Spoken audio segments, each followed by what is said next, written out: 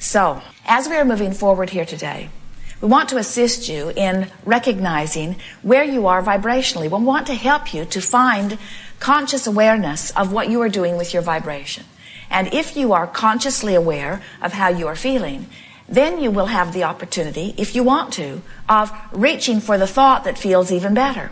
And that really is the most powerful tool that we could ever give anyone, because when you think about it, I am my vibrational center, and everything that's happening to me is coming in response to the vibration that I'm emitting. So if I'm aware of the vibration that I'm emitting, and I'm constantly reaching for a better vibration, then is not my life on all fronts improving in a steady way? And we say, yes, it has to be. So sometimes, by virtue of what you're observing in your experience or those up close to you, around you, you see something that, let us say for the sake of our example, makes you feel powerless. It makes you feel maybe vulnerable.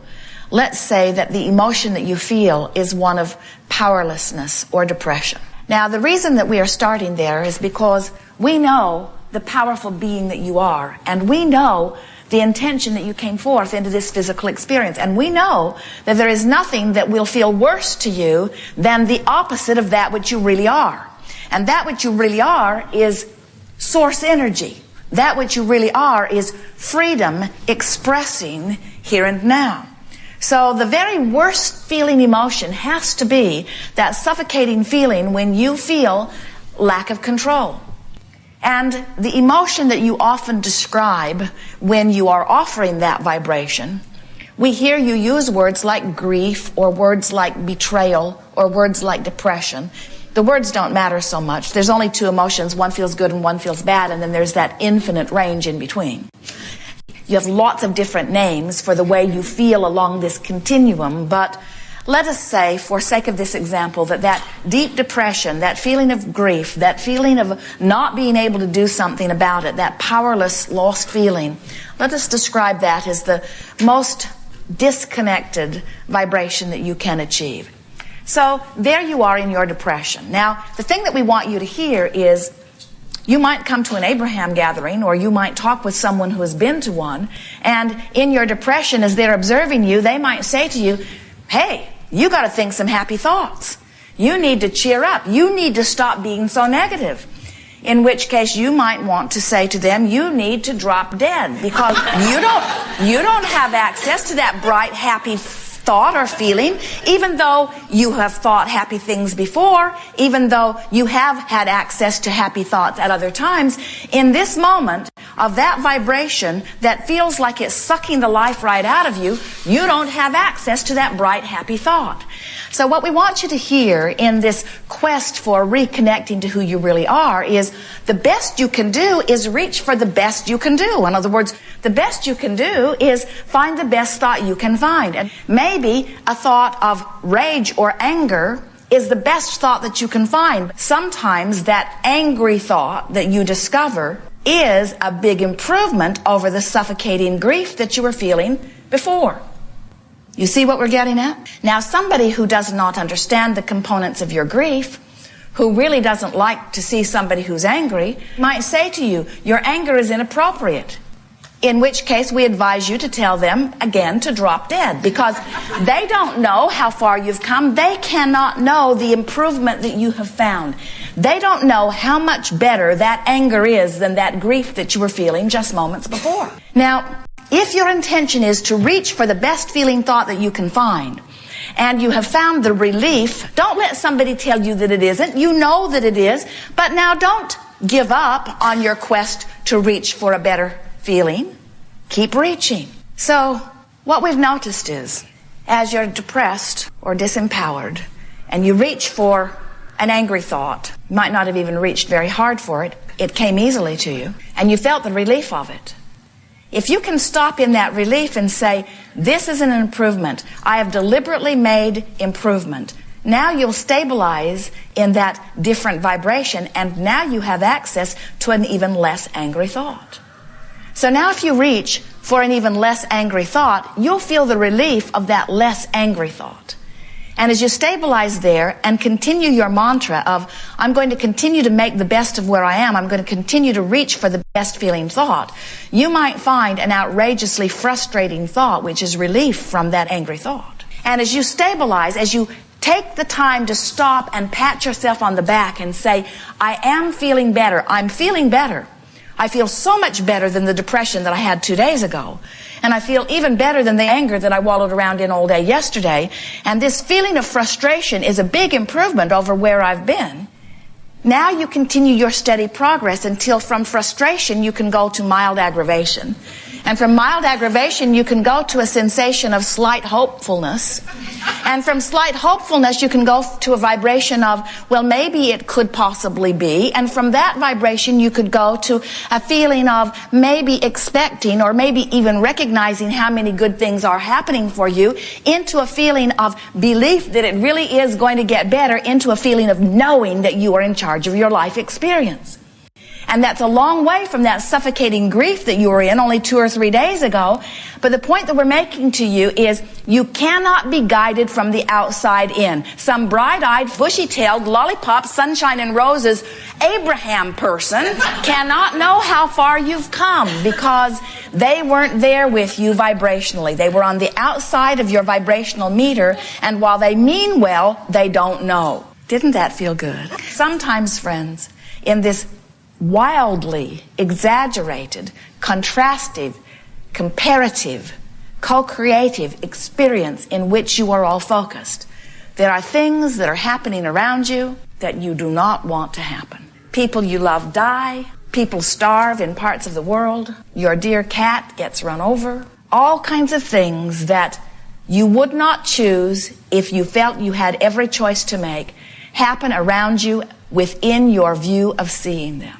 And you cannot put your head in the sand. You cannot isolate yourself to some place where you are unaware. You want to be in the world. You want to use it as the creative platform. And so in order to survive in joy, you've got to find a way to be in charge of how you feel.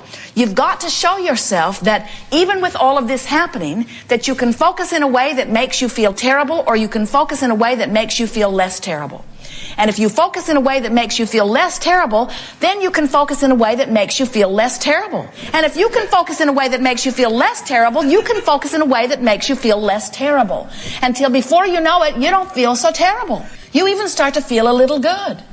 You even start to feel often good, really good, exaltedly good, irrationally good by the standards of those who are around you. You can train yourself into a vibration of such perfection that law of attraction will match you up only with those things that are a vibrational match to who you are. But you got to start somewhere. And most importantly, you must stop beating up on yourself for wherever you are, because wherever you are is just fine. It's only a temporary place and you can move from it. You've got to stop saying what I'm doing is inappropriate. You've got to stop beating up on yourself and feeling embarrassment about not having enough money, or about being too fat, or about not being able to control your bodily functions. You've got to stop beating up on yourself about where you are and start appreciating what is going well about where you are. If your new mantra is, I'm going to start beating the drum that feels better. I'm going to start making the best of things, making the best of things, making the best of things. Sometimes you make the worst of things, and you do it on purpose. And do you know why you do it? You make the worst of it because you don't like where you are, and you're complaining about where you are, and other people are seeing you where you are, and you think that you should explain how you got to where you are. So you keep making an exaggerated worst of things in order to explain why you're not in a better place. And we say, don't do that. Because when you make the worst of it, instead of moving from not feeling so good into a better and better and better and better and better feeling place, when you're making the worst of it, you're moving into a worse place. So something happens, you observe it, you take the hit, it doesn't feel good, and then you are embarrassed because you have negative emotion. Do you feel embarrassment when your gas tank indicator tells you that you're on empty? Or do you just go get some more gas? You don't condemn your indicator for telling you that you need more fuel. And we want you to stop condemning your indicator that's telling you need more connection to source energy. In other words, that's all it's telling you. Something you're focused on right now is not a vibrational match to who you really are. You might want to fill up with some better feeling thoughts so that you are more of a match to who you really are. So when you are realizing that your emotions are your friend, your emotions are letting you know what you are doing vibrationally. Your emotion is letting you know how full of who you really are you are, or how much you are pinching off who you really are. You know what negative emotion is? Negative emotion is how you feel when you've chosen a thought that your inner being doesn't agree with. If your inner being is in agreement with your thought, your inner being joins you fully and you feel full. You feel radiant, you feel clear-minded, you feel vibrant, you feel energy, you feel joyous, you feel passion, you feel love, you feel appreciation. When you are choosing a thought that your inner being and all that is source joins you in, you feel fabulous. But when you choose a thought that is you out here on your screwy leading edge, choosing something that is absolutely incomprehensible in terms of what source knows to be. Things like, I'm bad, or I'm unworthy, or I'm not blessed. Things like, I'm not good enough, or I'm not smart enough. Things like, I should have done something differently, and now because I have done something differently, now I'm in a condemned, unblessed place. When you choose those thoughts and you beat the drum of them, you just hold yourself out there in the darkness for a while. Not because light is not shining all over you, it is, but you put up your big umbrella shade and you're just keeping yourself separated from the source that is really you, from the source that is always beaming to you, from the source that is always available to you. Now, what you're hearing from us here today is we want you to stop beating up on yourself when you get yourself in that predicament, because it's only temporary. We want you to then stop in the middle of all of this and say, what's the best feeling thought that I can find? And when you stumble upon the angry thought that felt better than the thought of depression or grief that you had before, then hold your ground by saying, this is an improvement and I have done well. When you feel your progress, when you take that first step, then you can take the second, and then the third, and then the fourth. And then you come to realize that it's an infinite, always stepping. As you are traveling from San Diego to Phoenix, down Interstate 8, beautiful drive across the desert. About halfway is Yuma. Not much to do there. No great restaurants. It's never the place Jerry and Esther decide to stay. But they pass through Yuma every time on their way. When they get to Yuma, they don't belittle themselves for not being in Phoenix. They accept that it's part of the journey. So when you are in your angry place, don't belittle yourself for not being in your joy, because it's just part of the journey. Instead, accept it as part of the journey. Take charge of the journey. In other words, can you imagine somebody finding themselves in Yuma and just collapsing? I wanted to be in Phoenix, and here I am in Yuma. I'm a failure. People call you on your cell phone. Are you in Phoenix? No, I'm in Yuma. Oh, I'm so sorry for you, they say. I know how much you wanted to be in Phoenix. You don't panic and just keep driving back and forth between San Diego and Yuma. You accept that you're partway there. And you don't beat up on yourself for being partway there. You accept that you're partway there, and you take pride in the journey that you've made already. And you take solace in the fact that if you've come this far, you can go further. You are in charge of the thoughts that you think, and you are in the charge of the way you feel. And once you discover that, once you say, I'm in charge, once you're mad on purpose, once you have convinced yourself that you've chosen the thought of anger, then you know that you can choose the thought of frustration, and oh, what a lovely thought that will be. You can choose the thought of overwhelmment, and oh, what a lovely thought that would be in relationship to those other thoughts that you've thought along the way. We want you to take control of your thinking, and we want you to stop beating up on yourself about where you are at any point in time. And we want you to never lose sight of your goal, which is what?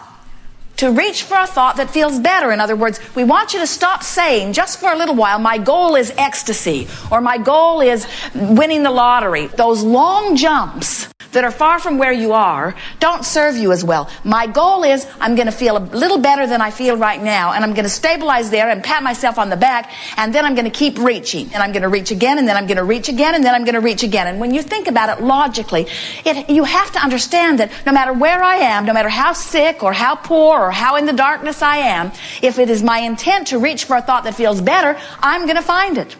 And if it's still my intent to reach for a thought that feels better, I'm going to find it. And if it is still my intent to reach for a thought that feels better, I'm going to find it. And I'm not going to get stuck in Yume. If I still reach for a thought that feels better, I'm going to find it. And can't you see that you have to get out into the light where the well-being is, where the dollars are, where the friends are, where the good relationships are, where the universe is yielding to you? You have to get there. It can be no other way. It is law.